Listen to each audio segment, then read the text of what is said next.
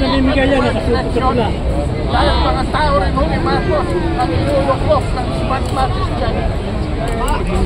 Korean man ang brand niyan, Smartmatic pa rin yan. Korean man ang brand niyan, mga taga-Comelec na yan, pareho pa rin yan. So yan lang ho.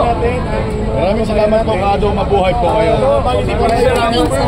Ulitin natin ang Pilipinas kung mahal bago po ang dispersion. Kasi dalawa ng may order sa paligid. Ang malamang may order ng dispersion ngayong gabi. Kahit tayo isintonado, importante ang ulitin natin mula sa puso. Go! Ang bayan ko namin ikaw. Natin ating mga kamay! Pilipinas ko mahal, ang puso ko at buhay man sa iyo'y ibibigay, tungkulin mo'y nagangkanan sa ating lingkuran. Ang Pilipinas ko, lahat ng malaki na po ay nagsisimula sa aliit na posporo. Ito ang posporo na yan. Ito, lalaki ito. Hindi na basta Pebrero. Hindi dahil sa atin, dahil sa Panginoon. Dahil ang Panginoon, ibibigay.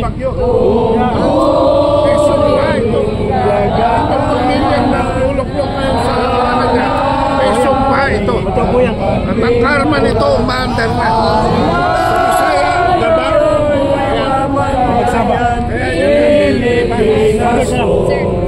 Sabayan yung kanta nito. Kay sarap mabuhay sa sariling bayan. Buhay tayong mga Pilipino!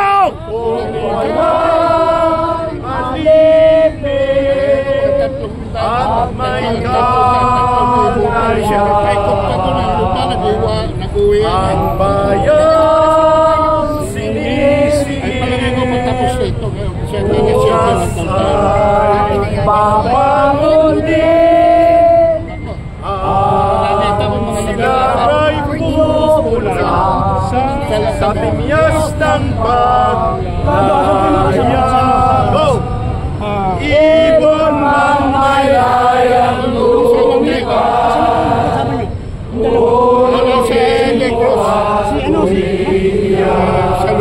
Saludar. Saludar, wala na. Aming matasang makalpa. Pilipinas kung sinumutya, ugad ng luhat halika. Aking adhika, makita kang sagalaya.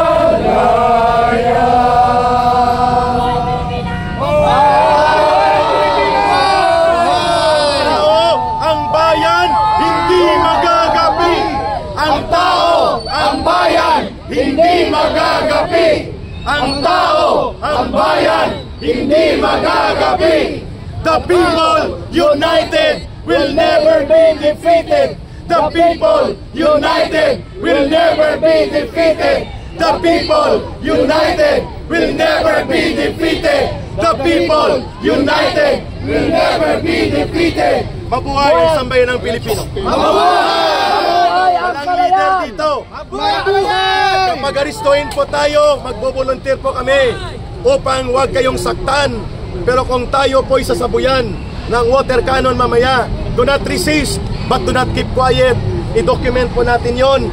Hindi tayo lalabag sa batas, hindi tayo magiging marahas, pero hindi tayo pasasakop sa kanilang abusadong paggamit ng poder. Mabuhay ang kalayaan! Duterte! Duterte! Duterte! Duterte! Duterte! Duterte! Duterte! Duterte! Duterte! Duterte!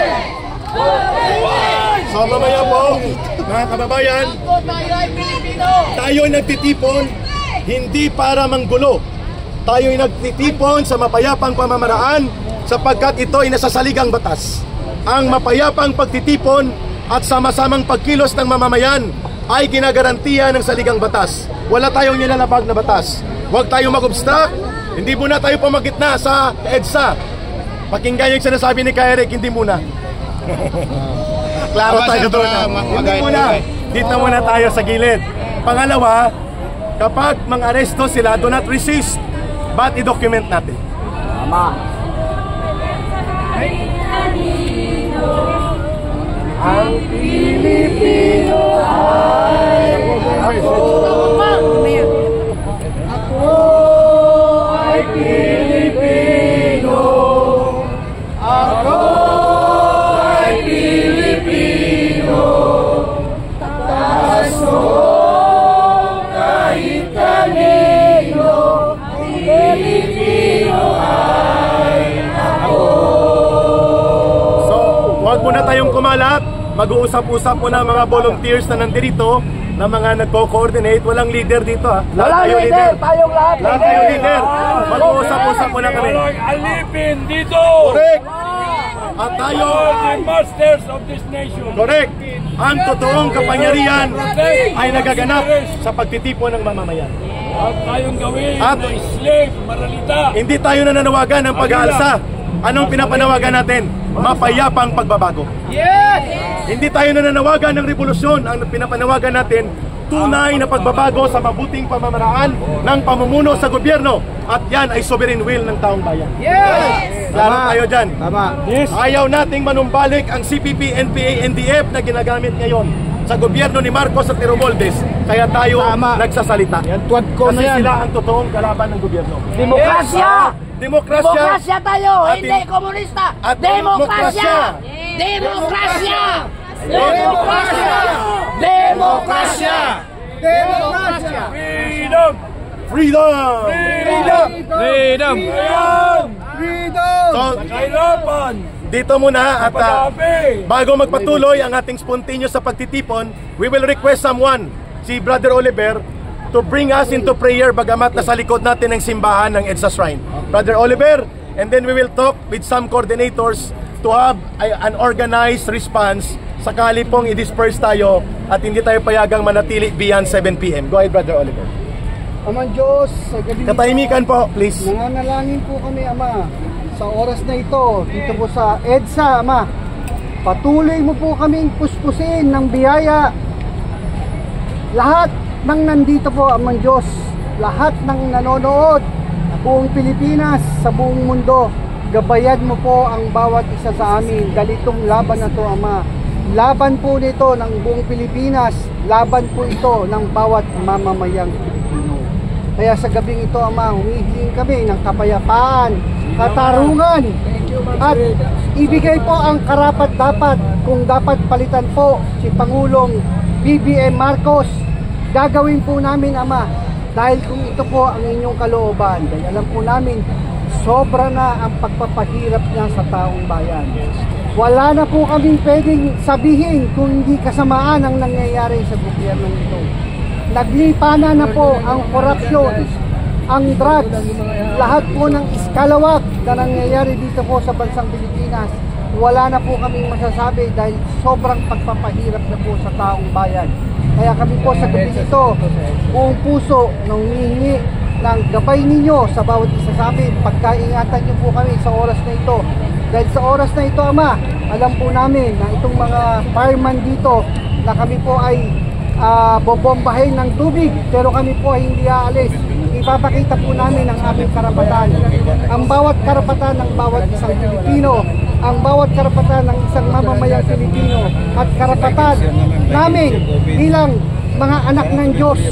Kami rin po, Ama, humihiling sa iyo ng katarungan at kapayapaan na ibigay mo na ang karapat-dapat para sa amin. Kaya alam po namin na ang buhay po namin, wala kaming pwedeng ibang paniwalaan kung hindi ikaw lang, Ama Diyos. Kahit Muslim man, Kristiyano, born again Christians, Iglesia ni Cristo, dating daan, Jehovah's Witnesses, lahat po ng denomination. Pinag-pray po namin na kami po yung magsama-sama sa oras na ito. Kaya dalangin po namin ang pagpapala ng bawat isa sa amin at ang aming Vice Presidente at ang Duterte family. Patuloy niyo po silang gabayan dahil sila po ang alam namin na karapat-dapat na iluklok sa bansang ito. Kaya sa oras na ito, kami po ay nagpapasalamat sa amang Diyos na aming tagapagligtas. Amen! Mga kasama, mga kababayan, pakinggan natin ang maiksing mensahe o guidance mula sa kapatid natin na naunang bumuo ng Friday Group activity sa EDSA Shrine. In fact, ang ganitong kalaking pagtitipon, ang huling ganitong pagtitipon-tipon na ganito kalaki at mula pa kaninang umaga ay naganap 23 years ago or 24 years or 25 years ago nang pinapatalsik si Joseph Estrada dito sa area na ito.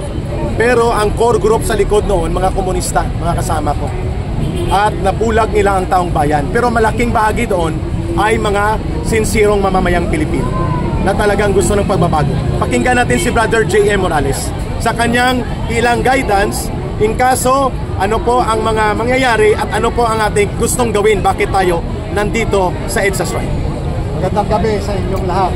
Gabi, sir. Katahimikan please. Nandito tayo para doon sa mapayapang paraan ng pagbabago. Hindi natin hangad, no? Yung anuan sa kanila, no? Makipagsakitan. Pagkos gusto natin ipakita na tayo ay sibilisado. Tayo ay disiplinado. Kaya pinatutunayan natin sa kanila sa pamamagitan na ito, sa pamamagitan ng mga pagtitipon katulad nito, no? Pinakikita natin na sa kabila ng mayroon tayong mga leader sa ating bansa, eh wala tayong mapala. Kaya tayo ay humantong dito sa EDSA Shrine. Kaya tayo pumunta rito ay upang magsumbong, idulog ang mga hilahin, ang yung mga pabigat sa ating kabubuhay, yung mga nagpapasakit sa atin. Kaya po wala nang mapuntahan ang pamilyang Pilipino. Hindi na makapunta sa Senado, walang mapala sa Kongreso. Diba? Wala na yung dating Pangulong nagmamahal at nagmamalasakit sa karaniwang tao. Kaya dito tayo ngayon humantong. Patuloy tayong humihingi ng awa. Patuloy tayong kumakatok sa puso ng Diyos. Patuloy ang ating paniniwala, ang ating pananampalataya na darating ang araw na yon na tayo ay pagkakalooban ng awa. Maraming salamat. Thank you, Brother JM. Klaro ang binanggit ni Brother J.M. Morales. Hindi tayo naghahanap ng gulo, naghahanap tayo ng pagbabago. Hindi tayo nanguudyok ng pag-aalsa. Nananawagan tayo ng pagkakaisa ng mamamayan para sa mapayapang paghahayag ng saloobin. Yusik Ben Ranke, para po sa inyong pag-participate mula kaninang umaga pa, sinamahan nyo kami nila Brother J.M. Morales. Please. Una-una, walang leader dito. Leader tayong lahat. Nandito tayo upang magtipon-tipon, upang ihayag ang ating damdamin. Kaya nga, walang leader dito, no? Sige. So, walang leader dito. Walang leader. So, mag-aalay tayo ng dasal para sa kapayapaan, para sa kalayaan ng taong bayan. Pagdasal natin na sana, kung may pagkakataon pa, tumino ang ating presidente. Dapat. Kung may pagkakataon pa sa kanyang pag-iisip na matino siya, no?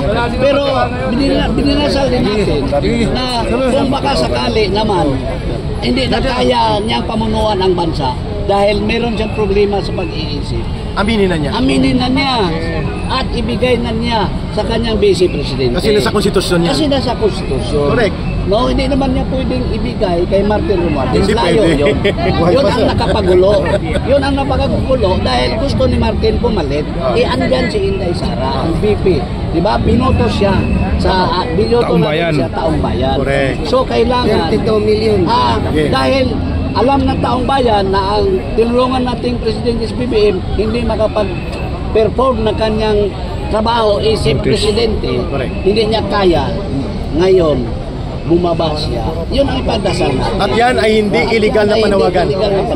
Nasa saligang batas Kasi yan. nakikita naman natin sa lahat ng pagkatao ni Presidente, walang Hindi kayang mamuno. Hindi kaya talaga. May tanong po ako, aabuti pa ba tayo ng 2020? Dapat hindi na. Ito, Malala na. yan ang hilingin natin kay BBM, kay Presidente. Mr. President, huwag na ninyo kaming bigyan ng sakit ng ulo. At huwag nang palubhain ang At huwag krisis. nang palubhain ang krisis. Correct. Alam na, total, binuto ka naman namin. Oo. Total, ikaw man ang binoto namin. Pero, Kung hindi mo kaya, talagang Aminin na. nakikita na din namin na hindi mo kaya, aminin. Yusek Benranque, pakinggan po natin mga kababayan, bigyan natin ng paggalang din ang pananampalataya ng ating mga Muslim brothers and sisters. May representante po sila dito. Thank you Yusek Benranque and Brother JM. Pakinggan natin ang ating kapatid mula sa Bangsamoro people at sa Muslim brothers and sisters community. Prayer. Harap dito, sir. Bismillahirrahmanirrahim. Itong panalangin na ito ay para po sa mga pamilya Duterte na binigyan sila ng problema na hindi dapat sila bigyan ng problema. Hihilingin natin sa mahal na Allah, mahal na Panginoon na magkaraos na po sila sa lalong madaling panahon. Ikaw na po ala ang bahala po sa kanila. Bismillahirrahmanirrahim. Alhamdulillahi Rabbil Alamin.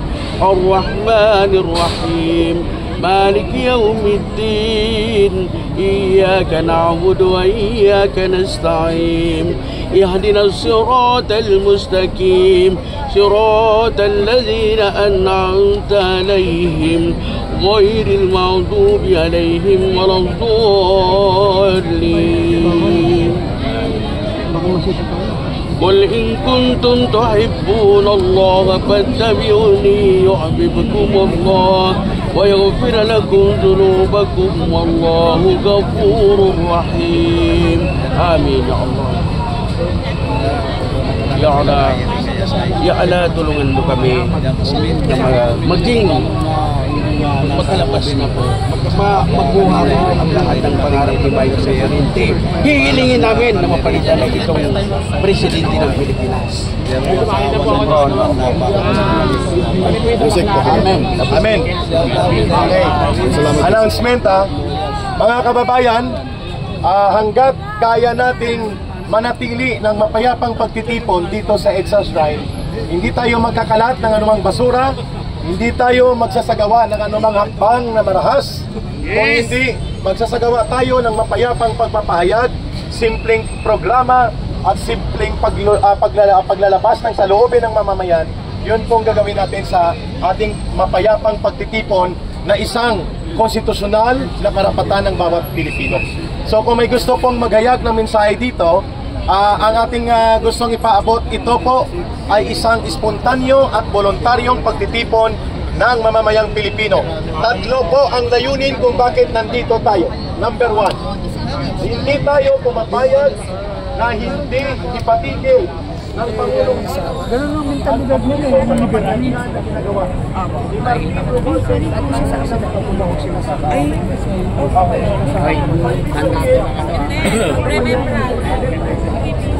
Parang nakita ko sa FB na father na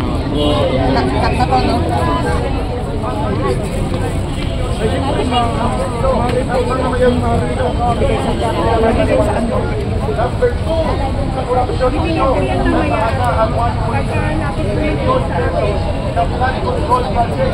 Inatod lang sa punta.